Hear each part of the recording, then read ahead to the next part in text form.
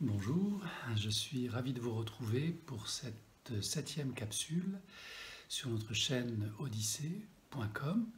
Et pour toutes les personnes qui sont encore sur YouTube, je vous invite à vous abonner à ce nouveau réseau, puisque c'est là que les nouveautés seront transmises au fur et à mesure du temps.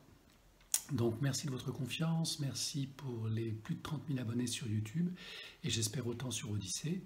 Donc aujourd'hui nous allons aborder dans cette 7e capsule, nous sommes le 19 janvier 2021 déjà, et dans cette capsule nous allons aborder donc la blessure de rejet.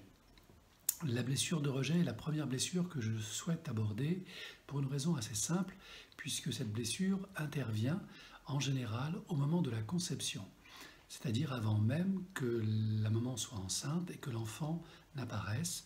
La blessure de rejet peut déjà se cristalliser dans l'intention des partenaires en fonction du contexte général dans lequel l'enfant va être désiré, conçu ou subi.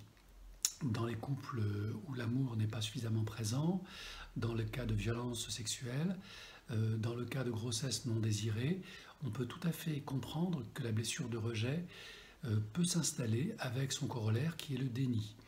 Donc l'embryon va cristalliser à travers donc sa conception cette énergie de rejet que va ressentir la maman pour cette grossesse qu'elle ne souhaitait pas et qu'elle va peut-être même tenter d'arrêter par des avortements provoqués, et parfois ça échoue et l'enfant apparaît et il porte en lui donc cette blessure de rejet.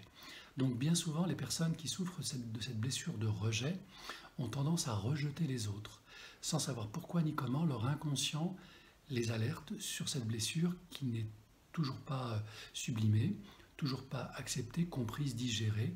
Et c'est la raison pour laquelle une personne qui souffre de la blessure de rejet va avoir tendance à se méfier des autres, à ne pas s'impliquer dans la vie familiale, sociale, dans la vie sentimentale, à ne pas s'engager.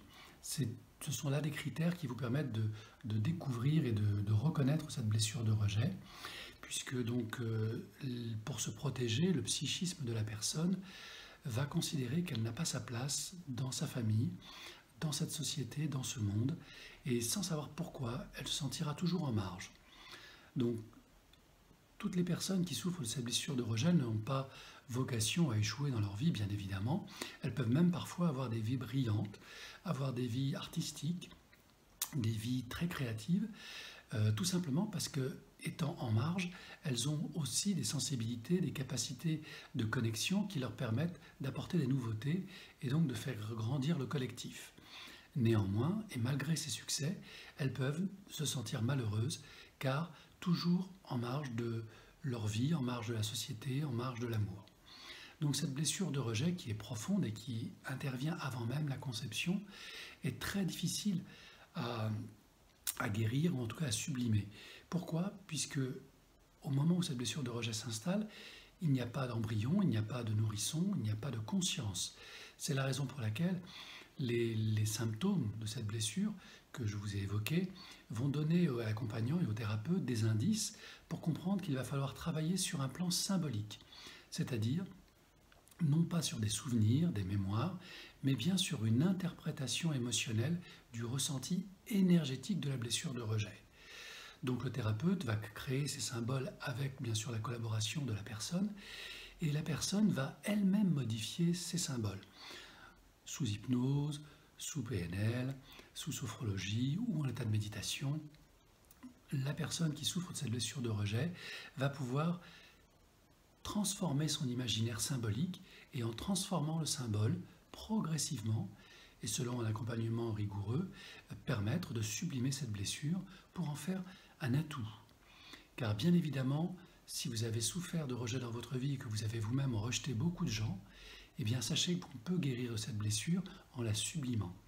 Le meilleur moyen de sublimer la blessure de rejet est d'accepter, d'intégrer le monde, d'accepter d'avoir sa place, d'accepter de lâcher le sentiment de culpabilité, car si vous avez été rejeté, ça n'est pas de votre faute.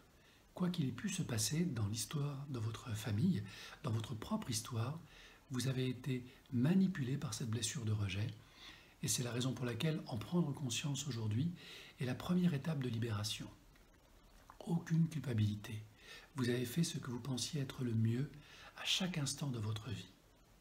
Et en ce moment même, quand vous conscientisez que vous n'êtes pas coupable ni responsable de cette blessure de rejet, vous intégrez cet espace extraordinaire de liberté qu'est l'instant présent.